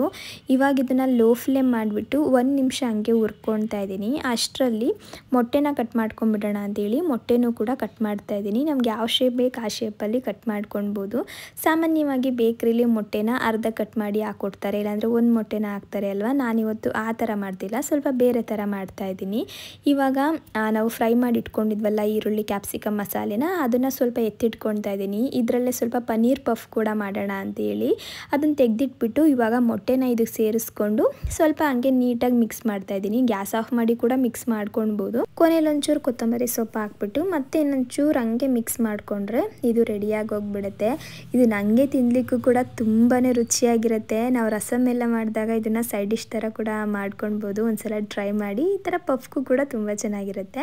ಇನ್ನಿದಾಯ್ತಲ್ವ, ಇವಾಗ 20 ನಿಮಿಷ ಆಗಿತ್ತು ಅದನ್ನು ಮಾಡ್ಕೊಳ್ಳೋ ಅಷ್ಟರಲ್ಲಿ. ಇನ್ನು ಪಫ್ಗೆ ನಾವು ಗೋಧಿ ಹಿಟ್ಟನ್ನ ಕಲಸಿಟ್ಟಿದ್ವಲ್ಲ ಅದನ್ನು ನಾನು ಇವಾಗ ಮತ್ತೆ ಲಟ್ಟಿಸ್ಕೊಳ್ತಾ ಇದ್ದೀನಿ. ಫ್ರೀಝರಿಂದ ತೆಗೆದ್ಬಿಟ್ಟು ಚಪಾತಿ ಮಣೆಗೆ ಸ್ವಲ್ಪ ಗೋಧಿ ಹಿಟ್ಟು ಅಥವಾ ಬೆಣ್ಣೆ ಎರಡರಲ್ಲೊಂದು ಹಾಕ್ಬಿಟ್ಟು ಅದ್ರ ಮೇಲೆ ಹಿಟ್ಟನ್ನ ಇಟ್ಕೊಂಡು ಈ ಥರ ನೀಟಾಗಿ ಲಟ್ಟಿಸ್ಕೊಳ್ಬೇಕಾಗತ್ತೆ. ಇವಾಗ ಮತ್ತೆ ನಾನು ಅದ್ರ ಮೇಲೆ ಸ್ವಲ್ಪ ಬೆಣ್ಣೆನ ಎಲ್ಲ ಕಡೆ ಚೆನ್ನಾಗಿ ಸವರ್ಕೊಳ್ತಾ ಇದ್ದೀನಿ. ಈ ಬೆಣ್ಣೆ ಸವರ್ಕೊಂಡಿದ್ದಾದಮೇಲೆ ಆ ಗೋಧಿ ಹಿಟ್ಟನ್ನ ಇದ್ರ ಮೇಲೆ ಹಾಕ್ತಾ ಇದ್ದೀನಿ. ಗೋಧಿ ಹಿಟ್ಟು ಬದಲು ನಾವು ಅಕ್ಕಿ ಹಿಟ್ಟನ್ನು ಕೂಡ ಹಾಕೊಳ್ಬೋದು. ಎರಡರಲ್ಲೊಂದು ಯಾವುದಾದ್ರೂ ಹಾಕೊಂಡ್ರೆ ನಡೆಯುತ್ತೆ. ಈ ಹಿಟ್ಟನ್ನು ಕೂಡ ಅಷ್ಟೇ ನಾವು ನೀಟಾಗಿ ಎಲ್ಲ ಕಡೆ ಈಕ್ವಲ್ ಆಗಿ ಸವರ್ಕೊಳ್ಬೇಕು. ಇವಾಗ ಮತ್ತೆ ನಾನು ಸ್ವಲ್ಪ ಬೆಣ್ಣೆ ಹಾಕ್ತಾ ಇದ್ದೀನಿ. ಎಲ್ಲ ಕಡೆ ನೀಟಾಗಿ ಸ್ಪ್ರೆಡ್ ಮಾಡಿಬಿಟ್ಟು ಅದ್ರ ಮೇಲೆ ಮತ್ತೆ ಹಿಟ್ಟು ಹಾಕಿ ಅದನ್ನು ಕೂಡ ಸ್ಪ್ರೆಡ್ ಮಾಡಿ ಇನ್ನೊಂದು ಸಲ ಫೋಲ್ಡ್ ಮಾಡ್ತಾ ಇದ್ದೀನಿ. ಇವಾಗ ನೀವು ನೋಡ್ತಿರ್ಬೋದು ನಾನು ಯಾವ ಥರ ಫೋಲ್ಡ್ ಮಾಡ್ತಾ ಇದ್ದೀನಿ ಅಂತೇಳಿ. ಇದೇ ಥರ ಫೋಲ್ಡ್ ಮಾಡ್ಕೊಂಡ್ಬಿಟ್ಟು ಇವಾಗ ಮತ್ತೆ ಲಟ್ಟಿಸ್ಕೊಳ್ಬೇಕಾಗತ್ತೆ. ಸೇಮ್ ನಾವು ಮೊದಲು ಹೆಂಗೆ ಲಟ್ಟಿಸ್ಬಿಟ್ಟು ಅದ್ರ ಮೇಲೆ ಬೆಣ್ಣೆ ಮತ್ತು ಅಕ್ಕಿ ಹಿಟ್ಟೆಲ್ಲನೂ ಹಾಕ್ಕೊಂಡು ಫೋಲ್ಡ್ ಮಾಡಿಕೊಂಡು ನೋಡಿ ಅದೇ ಥರ ಒಂದು 4 ಸಲ ಮಾಡ್ಕೊಳ್ಬೇಕು ನಾವು. ಆವಾಗ ಪಫ್ ತುಂಬಾ ಚೆನ್ನಾಗಿರುತ್ತೆ, ಒಂಥರ ಕ್ರಂಚಿಯಾಗಿರುತ್ತೆ. ಬೇಕ್ರಿಲಿ ಮೈದಾದಲ್ಲಿ ಮಾಡ್ತಾರೆ ಅಲ್ವಾ, ಫುಲ್ ಲೇಯರ್ ಇರುತ್ತೆ. ಅಷ್ಟೊಂದೆಲ್ಲ ಲೇಯರ್ ಬಂದಿಲ್ಲ ಅಂದರೂ ಕೂಡ ಬೆಟರಾಗಿ ಬರುತ್ತೆ. ಆದರೆ ತುಂಬಾ ಕ್ರಿಸ್ಪಿಯಾಗಿರುತ್ತೆ. ಮಿಸ್ ಮಾಡದೆ ಈ ಥರ ಟ್ರೈ ಮಾಡಿ. ನಾವು ಎಷ್ಟು ಸಲ ಈ ಥರ ಬೆಣ್ಣೆ ಹಾಕ್ಬಿಟ್ಟು ಹಿಟ್ಟಾಕಿ ಫೋಲ್ಡ್ ಮಾಡಿ ಲಟ್ಟಿಸ್ಕೊಳ್ತೀವೋ ಅಷ್ಟು ಚೆನ್ನಾಗಿ ಬರುತ್ತೆ ಅಂತಲೇ ಹೇಳ್ಬೋದು. ಇನ್ನಿವಾಗ ನಾನೊಂದು 4 ಸಲ ಈ ಥರ ಮಾಡ್ಕೊಂಡಿದ್ದೀನಿ. ಇವಾಗ ಇದು ರೆಡಿ ಆಯಿತು. ಕೊನೆಯದಾಗಿ ನಾನು ತುಂಬ ತೆಳ್ಳಗೆ ಲಟ್ಟಿಸ್ತಾ ಇಲ್ಲ, ಒಂದು ಸ್ವಲ್ಪ ಮೀಡಿಯಮ್ ಆಗಿ ಲಟ್ಟಿಸ್ತಾ ಇದ್ದೀನಿ. ನೀವು ನೋಡ್ತಿರ್ಬೋದು ಹೆಂಗಿದೆ ಅಂತ ಹೇಳ್ಬಿಟ್ಟು ಇಲ್ಲಿ ತೋರಿಸ್ತಾ ಇದ್ದೀನಿ ಕೂಡ. ಆದಮೇಲೆ ಇದನ್ನು ಬಾಕ್ಸ್ ಶೇಪಲ್ಲಿ ಕಟ್ ಮಾಡಿಬಿಟ್ಟು ಅದ್ರ ಮೇಲೆ ಮೊಟ್ಟೆನ ನಾವು ಫ್ರೈ ಮಾಡಿ ಇಟ್ಕೊಂಡಿದ್ವಲ್ಲ ಅದನ್ನ ಹಾಕಿ ಫೋಲ್ಡ್ ಮಾಡ್ತಾ ಇದ್ದೀನಿ. ನೀವು ಬೇಕ್ರಿಲಿ ನೋಡ್ಬೋದು ಎಗ್ ಪಪ್ಸ್ ಸುಮಾರು ಶೇಪಲ್ಲಿ ಮಾಡಿಕೊಡ್ತಾರೆ. ನನಗೆ ಯಾವ್ಯಾವ ಶೇಪು ಮಾಡಲಿಕ್ಕೆ ಇಷ್ಟ ಆಯಿತು ಆ ಶೇಪಲ್ಲೆಲ್ಲ ಇವತ್ತು ಟ್ರೈ ಮಾಡಿದೆ. ಇನ್ನು ಮೊಟ್ಟೆನ ಹಂಗೆ ಕಟ್ ಮಾಡಿ ಕೊಡ್ತಾರೆ ಅಂತ ಹೇಳೋದ್ನಲ್ಲ ಆ ಥರ ಕೂಡ ಮಾಡಿದ್ದೀನಿ. ಆಗಲೇ ಮಸಾಲೆನ ಎತ್ತಿಟ್ಕೊಂಡಿದ್ನಲ್ಲ ಅದನ್ನು ಕೆಳಗಡೆ ಹಾಕ್ಬಿಟ್ಟು ಅದ್ರ ಮೇಲೆ ಮೊಟ್ಟೆ ಹಾಕಿ ಇನ್ನು ಈ ಥರ ಫೋಲ್ಡ್ ಮಾಡ್ತಾ ಇದ್ದೀನಿ ಅಷ್ಟೇ. ಈ ಪಫ್ ಮೇಲೆ ನಾವು ಸ್ವಲ್ಪ ಎಗ್ ವೈಟ್ ಬರುತ್ತಲ್ಲ ಅದನ್ನು ಈ ಥರ ಸ್ಪ್ರೆಡ್ ಮಾಡಿಕೊಂಡ್ರೆ ಕಲರ್ ಚೆನ್ನಾಗಿ ಬರುತ್ತೆ. ಇಲ್ಲಾಂದರೆ ಹಾಲನ್ನು ಕೂಡ ಹಾಕೊಳ್ಬೋದು. ನಾನು ಹಾಲು ಹಾಕ್ಕೊಂಡಿದ್ದೀನಿ, ಒಂಚೂರು ಕಲರ್ ಚೆನ್ನಾಗಿ ಬರುತ್ತೆ ಅಂತ ಅಷ್ಟೇ. ಇನ್ನು ಪನ್ನೀರ್ ಪಫ್ ಅಂತ ಹೇಳೋದ್ನಲ್ಲ ಅದಕ್ಕೇನು ಅಂದರೆ ಆ ಮಸಾಲೆಗೆ ನಾನು ಸಣ್ಣದಾಗಿ ಪನ್ನೀರನ್ನ ಕಟ್ ಮಾಡಿ ಸ್ವಲ್ಪ ಕೈಯಲ್ಲಿ ಹಂಗೆ ಮಿಕ್ಸ್ ಮಾಡ್ಕೊಂಡ್ಬಿಟ್ಟು ಸೇಮ್ ಅದೇ ಥರ ಫೋಲ್ಡ್ ಮಾಡಿ ಅದ್ರ ಮೇಲೆ ಹಾಲನ್ನ ಹಾಕಿ ಇಟ್ಕೊಂಡೆ. ಇವಾಗ ನಾನು ನಾನ್ ವೆಜ್ ರೆಸಿಪಿನ ಏನಾದರೂ ಶೇರ್ ಮಾಡಿದ್ರೆ ಇದೇ ಥರ ವೆಜ್ಜಲ್ಲೂ ಕೂಡ ಟ್ರೈ ಮಾಡಿ ತೋರಿಸಿ ಅಂತ ಕೇಳ್ತಿರ್ತೀರಲ್ವ. ಹಾಗಾಗಿ ಇವತ್ತು ವೆಜಿಟೇರಿಯನ್ಸ್ಗೂ ಬೇಜಾರಾಗಬಾರ್ದು, ನಾನ್ ವೆಜಿಟೇರಿಯನ್ಸ್ಗೂ ಬೇಜಾರಾಗಬಾರ್ದು ಅಂತ ಪನ್ನೀರಲ್ಲೂ ಮಾಡಿದ್ದೀನಿ, ಹಾಗೆ ಎಗ್ಗಲ್ಲಿ ಕೂಡ ಮಾಡಿದ್ದೀನಿ. ಇನ್ನು ನಾನು ಇವತ್ತು ಏರ್ ಫ್ರೈಯರಲ್ಲಿ ಇದನ್ನು ಫ್ರೈ ಮಾಡ್ತಾ ಇದ್ದೀನಿ. ಮಾಮೂಲಿಯಾಗಿ ನಾವು ಒಂದು ಪಾತ್ರೆಯಲ್ಲಿ ಅಥವಾ ಕುಕ್ಕರಲ್ಲಿ ಕೂಡ ಮಾಡ್ಬೋದು. ಇವತ್ತು ನನಗೆ ಟೈಮ್ ಇರಲಿಲ್ಲ, ಹಾಗಾಗಿ ಬೇಗ ಆಗಲಿ ಅಂತ ಹೇಳ್ಬಿಟ್ಟು ಏರ್ ಫ್ರೈಯರಲ್ಲೇ ಮಾಡ್ಕೊಳ್ತಾ ಇದ್ದೀನಿ. ಇದೇನೆಂದರೆ 10 ನಿಮಿಷ ನಾವು 180 ಡಿಗ್ರಿಯಲ್ಲಿ ಫ್ರೈ ಮಾಡ್ಕೊಳ್ಬೇಕಾಗತ್ತೆ. ಇವಾಗ ಒಂದು ಕಡೆ ಆಗಿದೆ, ನಾನು ಇದನ್ನು ಮತ್ತೆ ಫೋಲ್ಡ್ ಮಾಡಿಬಿಟ್ಟು ಇನ್ನೊಂದು ಸಲ ಕೂಡ ಫ್ರೈ ಮಾಡ್ತಾ ಇದ್ದೀನಿ. ಇವಾಗ 10 ನಿಮಿಷ ಮಾಡೋ ಅಗತ್ಯ ಇಲ್ಲ. 180 ಡಿಗ್ರಿಲಿ ಇಟ್ಬಿಟ್ಟು ಒಂದು 4ರಿಂದ 5 ನಿಮಿಷ ಮಾಡಿಕೊಂಡ್ರೆ ಸಾಕು. ಜಾಸ್ತಿ ಹೊತ್ತು ಮಾಡ್ಕೊಂಡ್ಬಿಟ್ರೆ ಕಪ್ಪಗಾಗ್ಬಿಡುತ್ತೆ, ಓವರ್ ಕುಕ್ ಆಗೋಗ್ಬಿಡುತ್ತೆ. ಹಾಗಾಗಿ ಪಪ್ಸ್ ಎಲ್ಲ ರೆಡಿ ಆಯಿತು ನೋಡಿ, ಎಷ್ಟು ಚೆನ್ನಾಗಿ ಕಾಣಿಸ್ತದೆ. ನಾನು ಒಂದೊಂದು ಶೇಪಲ್ಲಿ ಮಾಡಿದ್ದೀನಿ. ಪಪ್ಸ್ನ ಸುಮಾರು ಥರ ಮಾಡ್ಬೋದು. ನಾನು ಎಲ್ಲ ಥರನೂ ಟ್ರೈ ಮಾಡೋಣ ಅಂತೇಳಿ ಮಾಡಿದೆ. ಇದು ಎಗ್, ಇನ್ನು ಇಲ್ಲಿ 2 ಪನ್ನೀರ್ ಇದೆ, ಪನ್ನೀರ್ ಪಫ್ ಇದರಲ್ಲಿದೆ. ಇನ್ನು ಇವಾಗ ಸ್ವಲ್ಪ ಹೊರಗಡೆ ಹೋಗ್ತಾ ಇದ್ದೀವಿ. ಇವರು ಕೊಡ್ತೀನಿ, ಟೇಸ್ಟ್ ಮಾಡಿ ಹೇಳ್ತಾರೆ ಟೇಸ್ಟ್ ಯಾವ ಥರ ಆಗ್ತಿದೆ ಅಂತ. ನೀನೇ ತಿನ್ನು ನೋಡು ಒಂದ್ಸಲ. ಯಾವಾಗಲೂ ನಾನೇ ಹೇಳೋದು ಏನು ಚೆನ್ನಾಗಿರ್ತದೆ. ಹೌದಾ, ಯಾವ ತಿನ್ನಲಿ? ಇದೇನ ತಿಂತೀನಿ, ಯಾವ್ದಾರು ತಿನ್ನು.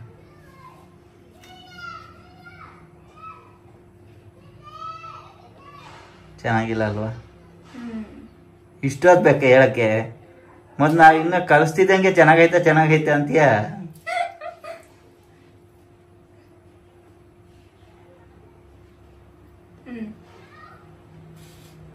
ಚೆನ್ನಾಗಿದೆ, ಕ್ರಿಸ್ಪಿ ಆಗಿದೆ, ಬಿಸಿ ಬಿಸಿ ತಿನ್ಬೇಕು. ಇದು ಸ್ವಲ್ಪ ತಣ್ಣಗಾಗಿದೆ.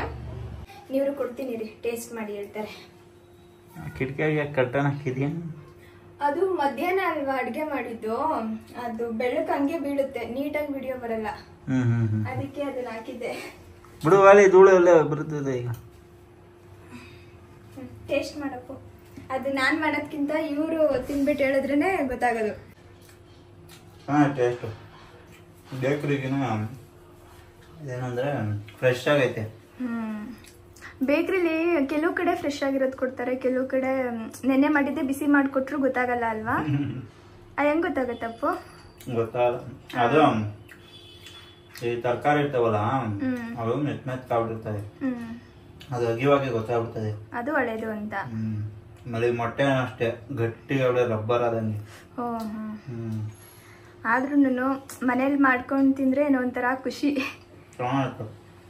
ಅಪ್ಪಗಂತೂ ಪಫ್ ನಿಜವಾಗ್ಲೂ ತುಂಬಾ ಇಷ್ಟ ಆಗೋಗ್ಬಿಟ್ಟಿತ್ತು. ಒಂದು 3 ಅವರೇ ತಿನ್ಬಿಟ್ರು.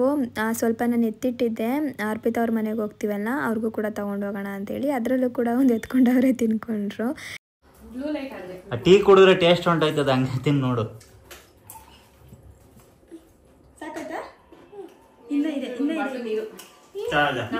ಪಫ್ಸ್ ಥರನೇ ಆಯ್ತಾ? ನೀವು ತಿಂದ್ರಾ?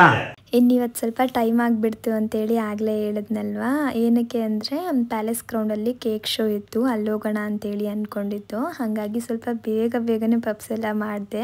ನನಗಿವತ್ತು ವಿಡಿಯೋನೂ ಕೂಡ ಸರಿಗೆ ಮಾಡ್ಕೊಳ್ಳಿಕ್ಕಾಗಲಿಲ್ಲ, ಅಂದರೆ ಕಟ್ ಮಾಡಿ ಎಲ್ಲ ಮಾಡ್ಕೊಳ್ಳೋಣ ಅಂದ್ಕೊಂಡೆ, ಅದೆಲ್ಲ ಆಗಲೇ ಇಲ್ಲ. ನಾವು ರೆಡಿ ಆಗೋ ಅಷ್ಟರಲ್ಲೇ ಲೇಟ್ ಆಗಿಬಿಡ್ತು. ಇನ್ನು ಇಲ್ಲಿಗೆ ಬರೋಕ್ಕೆ ಟೈಮ್ ಆಗುತ್ತೆ ಅಂತೇಳಿ ಬೇಗನೆ ಹೊರಟು ಬಂದು. ಸಂಜೆ ಆಗಿಬಿಟ್ಟಿತ್ತಲ್ವಾ, ಹಾಗಾಗಿ ಸುಮಾರು ಜನ ಇದ್ದರು. ಇನ್ನು ಇಲ್ಲಿ ಎಂಟ್ರಿ ಫೀಸ್ ಕೂಡ ಇರುತ್ತೆ, 150 ರುಪೀಸ್ ಏನೋ ಒಬ್ರಿಗೆ. ನಾನು ಏನಂತ ಅಂದ್ಕೊಂಡಿದ್ದೆ ಅಂದರೆ, ಅಪ್ಪು ಹೆಂಗೆ ಹೇಳಿದರು ಅಂದರೆ ಅಲ್ಲಿ ಹೋದರೆ ಸುಮಾರಷ್ಟು ಕೇಕ್ಗಳನ್ನ ನೋಡ್ಬೋದು, ಹಾಗೆ ಟೇಸ್ಟ್ ಮಾಡ್ಬೋದು ಅಂತ ಎಲ್ಲ ಹೇಳಿದರು. ನಾನು ಈ ಮಾಮೂಲಿಯಾಗಿ ನಾವು ಫೋಟೋಸ್ ಏನಾದರೂ ತೊಗೊಳ್ಬೇಕಂದ್ರೆ ಇಲ್ಲಿಗೆ ಬರೋದಲ್ವಾ, ಆ ಸಮಯದಲ್ಲಿ ಇರುತ್ತಲ್ಲ ಅದೇ ಥರ ಇರುತ್ತೆ ಅಂದ್ಕೊಂಡೆ. ಅದು ಒಂಚೂರು ಬೇರೆ ಥರ ಇತ್ತು. ಏನಾದ್ರು ಮಾಡ್ತೀರಾ ಅಡುಗೆ ಅಲ್ಲಿ ಹೋಗಿ? ಕಾಂಪಿಟೇಷನ್ ಕೊಟ್ರೆ ಬರೀ ತಿಂತೀರಾ ಅಷ್ಟೇ, ಇಬ್ರು ಒಂದೇ ಸಲ ಈಗ ಅಂತೀರ. ಅಪ್ಪು ಅದನ್ನೇ ಹೇಳ್ತಾ ಇದ್ರು, ಸುಮ್ಮನೆ ನಮ್ಮಂದ್ರೆ ರೇಗಿಸ್ತಿದ್ರು, ಇಲ್ಲಿ ಕುಕ್ಕಿಂಗ್ ಕಾಂಪಿಟೇಷನ್ ಎಲ್ಲ ಇರುತ್ತೆ ಅಂತ ಎಲ್ಲ ಹೇಳ್ಬಿಟ್ಟು. ಅದರ ಥರ ಎಲ್ಲ ಅಲ್ಲಿ ಏನೂ ಇರಲಿಲ್ಲ, ಕೇಕ್ ಶೋ ಅಷ್ಟೇ. ಅಂದರೆ ನಾವು ಎಲ್ಲ ಥರ ಕೇಕ್ಸ್ನು ಇಲ್ಲಿ ನೋಡ್ಬೋದಿತ್ತು. ಎಷ್ಟು ಕ್ರಿಯೇಟಿವ್ ಆಗಿ ಮಾಡಿದರು ಅಂದರೆ ನಂಗೆ ಅದನ್ನೆಲ್ಲ ನೋಡೋಂಥರ ಶಾಕೇ ಆಗೋಯಿತು. ಇಷ್ಟು ದೊಡ್ಡದಾಗೆಲ್ಲ ಕೇಕ್ಸ್ನ ಕ್ರಿಯೇಟ್ ಮಾಡ್ತಾರ ಅಂತ ಎಲ್ಲ ಹೇಳ್ಬಿಟ್ಟು. ಅದು ಈಗ ನಾರ್ಮಲಾಗಿ ಮಣ್ಣಲ್ಲೋ ಏನರಲ್ಲೋ ಮಾಡ್ತಾರಂದರೆ ಮಾಡ್ತಾರಪ್ಪ, ವುಡ್ಡಲ್ಲಿ ಕೂಡ ಮಾಡ್ತಾರಪ್ಪ ಅಂದ್ಕೊಳ್ಬೋದು. ಕೇಕಲ್ಲಿ ಇಷ್ಟು ಚೆನ್ನಾಗಿ ಹೆಂಗೆ ಮಾಡ್ಲಿಕ್ಕೆ ಸಾಧ್ಯ ಅಲ್ವಾ? ನನಗಂತೂ ಒಂಥರ ಎಲ್ಲಿಗೆ ಬಂದಿದ್ದೀವಿ ನಾವು ಅಂತಲೇ ಅನ್ನಿಸ್ತಾ ಇತ್ತು. ತುಂಬಾ ಇಷ್ಟ ಆಯಿತು ನನಗೆ. ಅಲ್ಲಿ ಜಾಸ್ತಿ ವಿಡಿಯೋಸ್ ಮತ್ತು ಫೋಟೋಸ್ ಎಲ್ಲ ಏನು ತಗೊಳ್ಳಂಗಿರಲಿಲ್ಲ, ತುಂಬ ಕ್ರೌಡ್ ಇತ್ತು ಅಲ್ವಾ, ಹಾಗಾಗಿ ನೋಡ್ಕೊಂಡು ಹಂಗೆ ಹೋಗ್ಬಿಡಿ, ಬೇಗ ಹೋಗಿ ಅಂತ ಎಲ್ಲ ಹೇಳ್ತಾಯಿದ್ರು. ಆದಷ್ಟು ಎಷ್ಟಾಗುತ್ತೋ ಅಷ್ಟು ಕೂಡ ಇಲ್ಲಿ ಕ್ಯಾಪ್ಚರ್ ಮಾಡ್ಕೊಂಡಿದ್ದಾರೆ ಅಪ್ಪು. ಹಾಗೆ ಅದ್ರ ಮೇಲೆಲ್ಲ ಹಾಕಿದ್ರು ಕೂಡ ಫೋಟೋಗ್ರಫಿ ವಿಡಿಯೋಗ್ರಫಿ ಎಲ್ಲ ಮಾಡಬೇಡಿ ಅಂತೇಳಿ, ಆದರೂ ಕೂಡ ಮಾಡ್ಕೊತಾಯಿದ್ರು ಎಲ್ಲರೂ. ನಾವು ಮಾಡಿಕೊಂಡು ಸುಮಾರಷ್ಟು ಇತ್ತು ಗೊತ್ತಾ. ಅದರಲ್ಲಿ ನನಗೆ ತುಂಬ ಇಷ್ಟ ಆಗಿದ್ದು ಅಂದರೆ ಕೃಷ್ಣಂದು ಎಷ್ಟು ಕ್ರಿಯೇಟಿವ್ ಆಗಿ ಮಾಡಿದ್ರು ಗೊತ್ತಾ. ಇಲ್ಲಿ ನೋಡ್ತಿರ್ಬೋದು ನೀವು, ತುಂಬಾ ಮುದ್ದ ಕಾಣಿಸ್ತಾ ಇದ್ರು ಕೃಷ್ಣ. ಅದಾದಮೇಲೆ ಇನ್ನು ಸುಮಾರಷ್ಟಿತ್ತು, ಅದನ್ನೆಲ್ಲ ಜಾಸ್ತಿ ಕ್ಯಾಪ್ಚರ್ ಮಾಡ್ಕೊಂಡಿಲ್ಲ ನಾವು. ಇನ್ನೇನು 2024ರಿಂದ 25 ಕಾಲಿಡ್ತಾ ಇದ್ದೀವಿ ಅಲ್ವಾ, ಅದನ್ನು ಕೂಡ ಇಲ್ಲಿ ಡಿಸ್ಪ್ಲೇ ಮಾಡಿದರು. ಕೇಕಲ್ಲೇ ಮಾಡಿರೋದು, ಹಂಗಂತ ನಿಮಗೇನಾದರೂ ಅನ್ನಿಸ್ತಾ ಇದೆಯಾ ನೋಡಿ. ನನಗಂತೂ ಒಂದು ಕ್ಷಣ ಇದು ಕೇಕೇನಾ ಅಂತ ಅನ್ನಿಸ್ತಾ ಇತ್ತು, ಅಷ್ಟು ಚೆನ್ನಾಗಿ ಮಾಡಿದರು ಮಾತ್ರ. ಇನ್ನು ಒಳಗಡೆ ಮಾಮೂಲಿಯಾಗಿ ಎಲ್ಲ ಥರ ಶಾಪ್ಸ್ಗಳು ಕೂಡ ಇದ್ದು, ಏನೇನು ಬೇಕೆಲ್ಲನೂ ಪರ್ಚೇಸ್ ಮಾಡ್ಬೋದು. ನನಗೇನೋ ಸ್ವಲ್ಪ ಇವತ್ತು ರೇಟೆಲ್ಲ ಜಾಸ್ತಿ ಇತ್ತು ಅಂತ ಅನ್ನಿಸ್ತು, ಹಂಗಾಗಿ ಜಾಸ್ತಿ ಏನೂ ತೊಗೊಳ್ಳಿಲ್ಲ. ಇಲ್ಲಿ ಪಾಪಡ್ ಎಲ್ಲನೂ ಕೂಡ ಟ್ರೈ ಮಾಡಿ ಅಂತ ಹೇಳ್ತಿದ್ರು. ನಾವು ಕೂಡ ನೋಡ್ತಿದ್ದೋ ಮನೆಗೇನಾದರೂ ತೊಗೊಳ್ಳೋಣ ಅಂತೇಳಿ. ಬರೀ ನೋಡ್ಕೊಂಡು ಬಂದಿದ್ದಷ್ಟೇ ಇವತ್ತು, ನಾನು ಏನೂ ತೊಗೊಳ್ಳಿಲ್ಲ. ಇನ್ನು ಅಲ್ಲಿಂದ ನಾವು ಒರೈನ್ಗೆ ಹೋದೋ. ಅರ್ಪಿತಾ ಅವರು ಲೈಟಿಂಗ್ಸ್ ನೋಡಬೇಕು ಅಂತೇಳಿ ಅಂದ್ಕೊಂಡಿದ್ರಲ್ವ, ಪಾಪಕ್ಕೆ ತೋರಿಸ್ಬೇಕು ಅಂತ ಹೇಳ್ಬಿಟ್ಟು, ಹಾಗಾಗಿ ನೇರವಾಗಿ ಇಲ್ಲಿಗೆ ಬಂದ್ವಾ. ನಾವು ಬರೋ ಅಷ್ಟರಲ್ಲಿ ಟೈಮ್ ಆಗೋಗ್ಬಿಟ್ಟಿತ್ತು, ಹತ್ತತ್ರ 9 ಗಂಟೆ ಆಗಿತ್ತು ಅಂತ ಅಂದ್ಕೊಳ್ತೀನಿ. ಹಾಗಾಗಿ ಲೈಟಿಂಗ್ಸ್ ಎಲ್ಲ ಆಫ್ ಮಾಡಿಬಿಟ್ಟಿದ್ರು. ಕೊನೆಗೂ ಅವ್ರ ಪಾಪ ಲೈಟಿಂಗ್ಸ್ ನೋಡ್ಲಿಕ್ಕೆ ಆಗಲೇ ಇಲ್ಲ. ಇನ್ನು ನಾವು ಊಟ ಮುಗಿಸ್ಕೊಂಡು ಮನೆಗೆ ಹೊರಟು. ಇವತ್ತಿನ ವ್ಲಾಗ್ ಕೂಡ ಇಷ್ಟೇ. ಇವತ್ತಿನ ವ್ಲಾಗ್ ನಿಮ್ಗೆ ಇಷ್ಟ ಆಗಿರ್ಬೋದು ಅನ್ಕೋತೀನಿ. ಇಷ್ಟ ಆಗಿದ್ರೆ ಪ್ಲೀಸ್ ಒಂದು ಲೈಕ್ ಮಾಡಿ. ಹಾಗೆ ಇನ್ನು ಯಾರಾದರೂ ನನ್ನ ಚಾನೆಲ್ನ ಸಬ್ಸ್ಕ್ರೈಬ್ ಮಾಡದೆ ನೋಡ್ತಿದ್ರೆ